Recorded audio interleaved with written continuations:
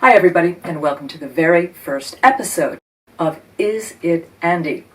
This is a detective channel with clues and false leads and evidence boards devoted to finding previously unknown work by Andy Warhol.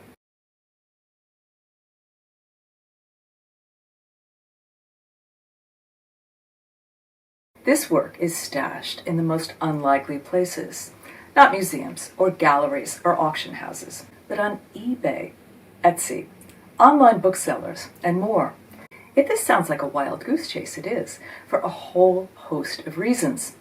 But the simple fact is, before he was the fright wig master of soup cans and Hollywood royalty, Andy was a commercial artist, gigging like a maniac in New York City. Some of his commercial work is well known, like these amazing shoes for I. Miller, or these album covers for jazz greats. But most of it is lost, unclaimed, overlooked, because he himself carefully covered his tracks in his transformation from Andy Warhol from the wrong part of Pittsburgh to the artist who revolutionized the idea of what was and what could be legitimate art. In this series, we're going to trawl hard, using eyeball, circumstantial evidence, virtual interrogations of his mentors and cronies, and creative guesswork. We'll look at ads, book jackets, textiles, and more. Nothing I'm putting out here is guaranteed. It's for you, the judges and juries, to decide. Today's featured object is a one-off, a properly attributed Warhol work that I don't think appears anywhere else on the internet. The object is this little pamphlet published in 1953 called Studio Management. Andy contributed the drawings on the cover and the interior sketches.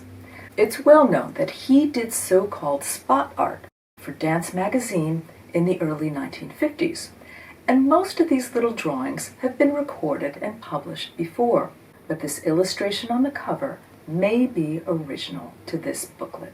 It shows 3 of his trademark sprites, little guys with a round face, U-shaped nose, and dotty eyes, arrayed in spoke formation, each one representing one aspect of the 1950s dance studio world. Here's a student performing a jeté. At 10 o'clock, we see somebody with a large notebook, maybe doing the accounting. And my favorite of all is this one at 3, holding a broom. These sprites spin and levitate in a way that is trademark Warhol in his earliest years.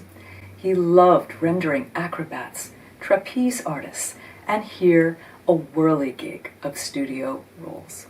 I especially loved the one with the broom because it harks to Andy's real life when, from 1949 to 1950, as a very young professional fresh to New York City, he actually lived in a corner of a dance studio. His great biographer, Blake Gopnik, describes the scene as true bohemian chaos. He quotes Andy's old roomie, artist Philip Pearlstein, as follows: Andy always drank soda all day, and the bottles by morning would be filled with roaches.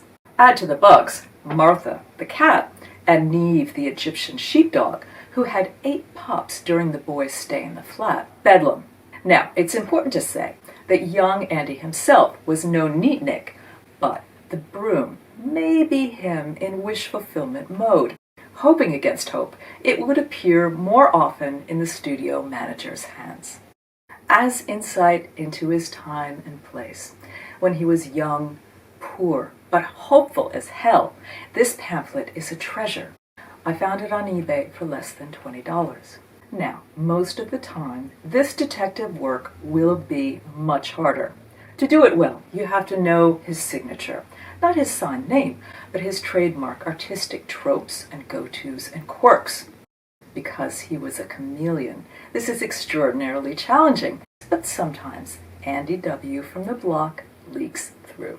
Next episode, we'll be taking a much closer look at these signature avatars, his sprites, with an eye to understanding who may have inspired them way back in his art school days.